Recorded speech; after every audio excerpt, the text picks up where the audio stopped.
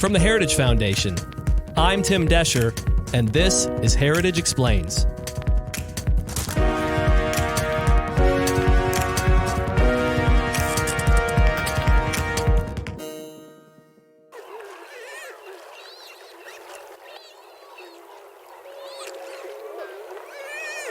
That's the sound of sea otters playing in Elkhorn Slough in California.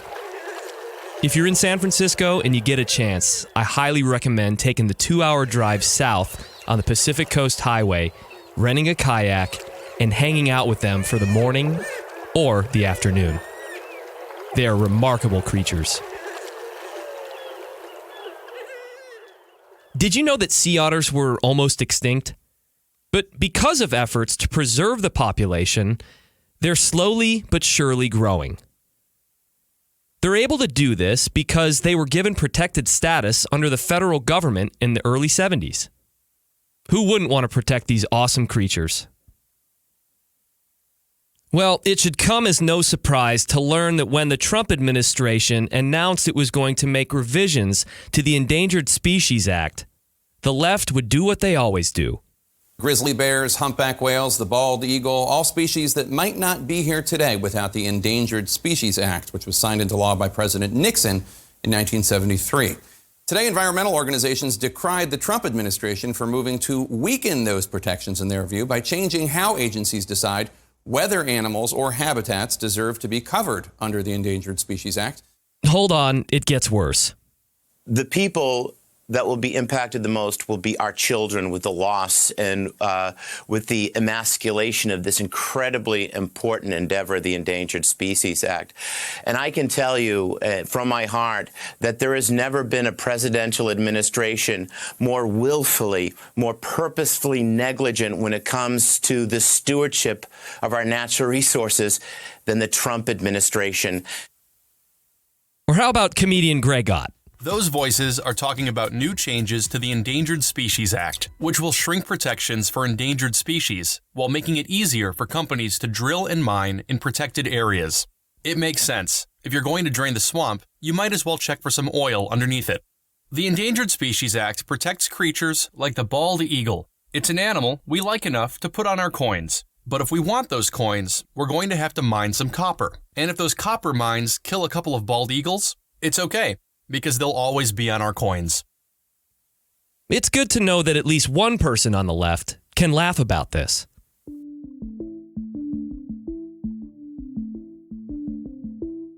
But taking a step back, there's one thing missing from all of the media's talk about the Trump administration's revisions to the Endangered Species Act.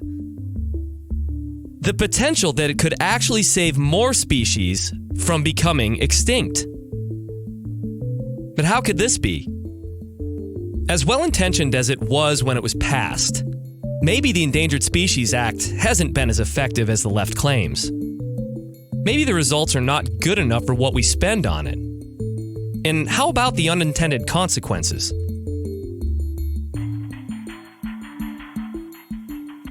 So let's look at the other side of the issue. The side the media refuses to tell. How effective has the Endangered Species Act been? What are the changes the Trump administration are proposing? And what will the impact be on private landowners and the endangered species themselves? Darren Bax is a senior research fellow in the Rowe Institute for Economic Policy here at the Heritage Foundation. This week, he explains. Darren, thank you so much for joining us this week. That's great to be here, Tim. Okay, so let's just start from the beginning. When I initially read about the Endangered Species Act, or we can actually call it the ESA, is that okay? That's okay. It was touted as, at least in the blogs that I was reading, as a tremendous bipartisan effort led by President Nixon in 1973. Now, I think we're going to have some disagreement with that, but just explain briefly the start of this and what was the intention originally? Well, the intention is to conserve species. And this law was passed in 1973, so we're now 46 years into it. And unfortunately, the law has been a failure. And no matter what you're hearing about how wonderful it is, the reality is only 3% of species that are actually put on a list, and that list lists the species that are thought of as threatened or endangered. Only 3% of those are actually recovered, which means they can get taken off the list as being threatened or endangered. So it's not working. Okay, get into the mechanics of the law just for a second. Now, when I was first reading about this, I was kind of having a hard time understanding the different kind of levels of protection. If endangered is the highest of protections needed, what are there levels below it? Yeah, so a threatened species is also listed. So a threatened species is a species that's in the foreseeable future likely to become endangered. And they can look pretty far out in the future of 50 to 75 years. So it's by itself, that's pretty ridiculous. Yeah, I was going to say, how do you define that? and that's a problem. Absolutely. All right. And so what do you see in terms of these different levels? Are they fair or are they arbitrary by nature? Well, they're certainly arbitrary. One of the biggest problems that exists is simply the whole process of determining whether or not there's actually a species is even at risk, knowing what the population of the species is. And then even when the government has made mistakes, they sometimes don't even correct their mistakes. So that's a real problem, and it's really some very bad data out there as to know really whether or not the law is working as well as it should. And even many of the species that have been removed from the list, a lot of times it's just because of error by the government. And so really this law has been a pretty much a failure. Well, I think what's really important is that it has failed to achieve its purpose, as I talked about, in terms of conserving species. But the other thing that's really problematic with the law is that it infringes on private property rights. And it's one thing to actually achieve your species conservation goals, but unlike maybe other environmental laws, what you have here is private property owners that are not doing anything wrong at all. They're not polluting the water. They're just trying to engage in ordinary activities like farming or building their house or whatever it is. And what happens is society has decided that we're going to put all the costs onto the private property owners. They're going to have to deal with the land restrictions, not being able to use their land. And then society doesn't bear the costs the property owners do. And there's something called regulatory takings. It's when the government regulates property so much, at least in theory, that there's no value or it reduces the value of it. The problem is the courts have made it almost impossible for something to be a regulatory taking. So if the federal government reduces the property of your land, Tim, by 90%, that's not going to be considered a regulatory taking. Wow. And we're going to continue to get more into this as we go through the interview, but I want to give you a quote here from the World Wildlife Fund. They say, quote, "The U.S. Endangered Species Act has been a model for conservation efforts globally, and weakening this effective law hamstrings the U.S.'s ability to help save species from extinction." Now, your piece, which was in the Daily Signal, which is a great one, I'm going to link to it in the show notes, everyone, so please go check it out. It's called 3 Ways Trump's New Regulations Will Better Protect Endangered Species. Now, I want to go one at a time here on these ways. The first one is no longer treating threatened species as if they were endangered. So go into this a little bit more. As we talked about, so threatened and endangered species they're different. And when the species is listed, there are going to be severe restrictions placed on somebody's property if they're endangered. But what's happened was the Fish and Wildlife Service started to treat threatened species like endangered species. So Why? Why would they do that? Well, because they decided to ignore the law. And what the government is doing now is they're bringing it back so that the threatened species don't have the severe privacy restrictions. The property restrictions like the endangered species do. And what happens if you're a property owner and a species has not been listed as endangered but is listed as threatened, and you don't have those severe restrictions, what you do is you have the incentive to make sure that species doesn't become endangered. So you have the incentive to actually try to conserve the species. If the threatened species, if the penalty to the property owner is the same as if the species is endangered, then first of all, you're not going to have that incentive to conserve the species. And what property owners wind up doing oftentimes is they'll actually start to change their property to make sure the species does not come onto the property. So they'll like cut trees down so a bird won't fly onto the tree. Because they know how onerous it is once an endangered Right. species is on their property. So you've created a situation where the property owners have a disincentive to actually help to achieve the law's objectives. The second point you make, I think, is interesting, and I hope you can go into it as well. But you say that these changes go to promote more transparency. How is that? You stated that quote from before was the World Wildlife? Yes, sir. Yep. Yeah. So one of the problems with the law is that it is, as implemented, has been a failure.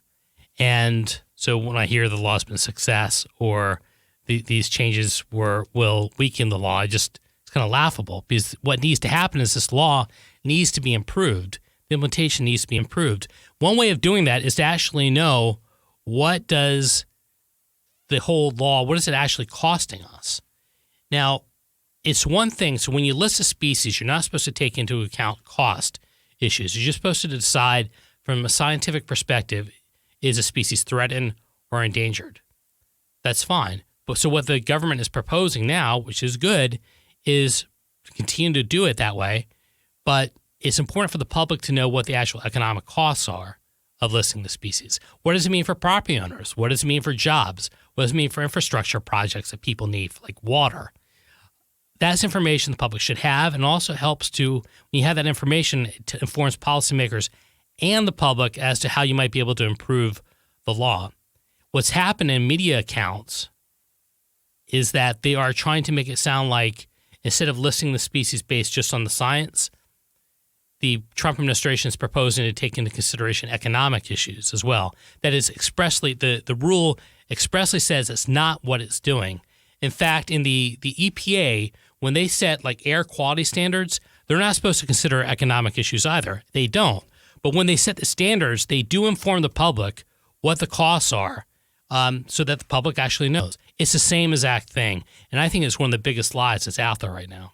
How about the third one? And this is important because you talked about it more in terms of land use and how the federal government is using this as a way of controlling private land. And you do in the piece an interesting case in Louisiana. Why don't you get into that a little bit? Yeah, so the dusky gopher frog is an endangered species, and it exists in Mississippi, but doesn't live in Louisiana. It hasn't lived in Louisiana, been seen in Louisiana for over 50 years. There is some land in Louisiana where the Fish and Wildlife Service wanted to designate that land as critical habitat for the dusky gopher frog, even though, again, the frog hasn't been there for over 50 years. And the land in no way could actually support the frog. The frog couldn't survive on the property at all. So the only way the frog could survive is if the property owner decided they have to make some drastic changes to the property, which they weren't going to make. So you've got the government fighting this lawsuit, trying to designate land for the dusky gopher frog as critical habitat. And for what end? It's not going to help the dusky gopher frog. And what it's going to do is it's going to cost millions of dollars to the private property owner in Louisiana. The good news is, as it all played out, the government did settle with the property owner, and at least that's something good. So what is the Trump administration doing to curtail this?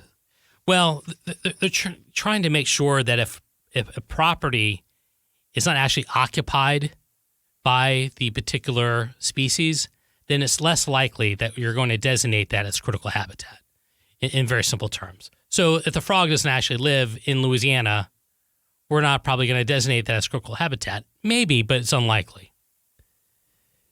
In response to all this, Speaker Pelosi said that this is an obvious example of the administration putting, quote, special interests ahead of public interest. Yeah, well, if dusky gopher frog is a special interest, then maybe she's right about that. Well, I mean, it's a good point. I think she's doing, and what I do in prep for this is I try and read everything the left is saying.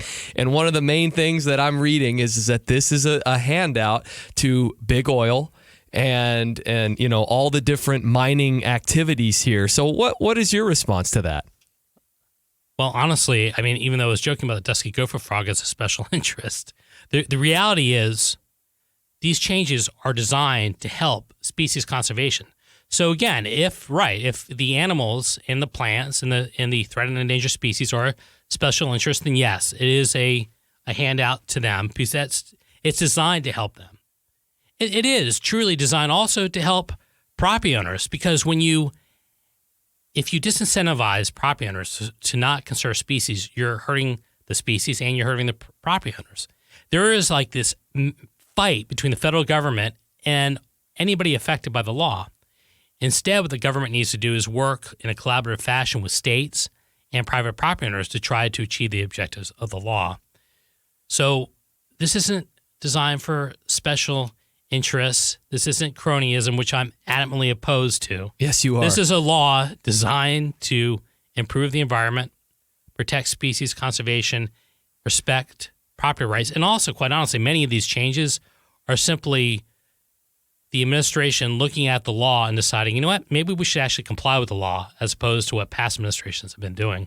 Yeah, it's pretty sad state of affairs here in D.C. that just because something's been done incorrectly for 46 years, changing it to make it work better is somehow this big, crazy deal. Well, think about it.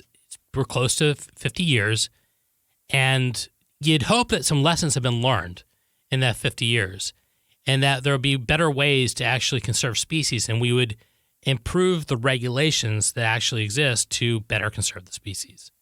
We're going to get right back to my interview with Darren, but I just wanted to make a plea with you real quick. Heritage Explains isn't the only podcast that exists here at the Heritage Foundation. In fact, we've got a bunch of them. We got Problematic Women, Daily Signal, The Right Side of History, SCOTUS 101, Liberty and Justice for All with Jack and Paul, one of my favorites. And this all costs money to do. And we want to keep this going. So I'm going to ask you, I'm going to make a plea with you right now. If you like the work that we're doing here at the Heritage Foundation in terms of podcasting, log on to heritage.org, look up at the top right side of the page, click that donate button, and make sure you specify that you're supporting podcasts when you do the donation. It's very, very important that we do this. It's very, very important that we keep this going. We are making incredible strides to take back ground that the left has taken from us in terms of communicating via podcast format, and it's because of listeners like you that we can do it. So thank you. Again, it's heritage.org. Look up at the top right-hand corner of that webpage, click donate, and help us keep this thing going. All right, let's get back to my conversation with Darren. Is there anything more that the Trump administration should be doing in regards to the ESA?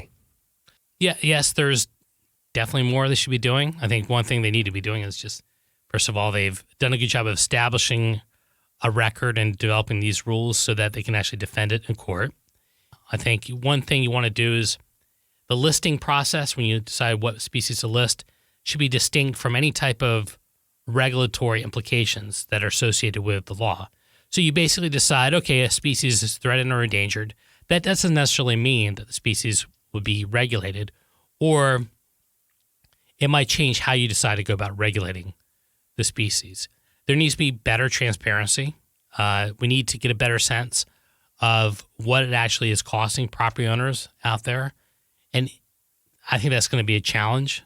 I think what's interesting is you sometimes hear environmental groups argue, oh, there's not enough money spent. But the reality is when you have massive regulations, they don't ever take into account the cost of the regulations. What happens is if you're a government agency and you want big government, but you don't have money appropriated to you to actually spend the money, what you do is you say, okay, let's just create a bunch of regulations and we'll let the Americans, the taxpayers and the property owners bear the costs of it. And that's actually what's happening. And we need to know what those costs are. Darren, I really appreciate you coming in and shedding a bit more light on this. Thank you, Tim. And that's it for this week's episode of Heritage Explains. Keep it coming, folks. We love hearing from you. Just a special shout out to my new friend, Mark. He sent us an email, and I want to give you a little bit of what he said. He said, the Heritage Explains podcasts are outstanding. I love listening to them.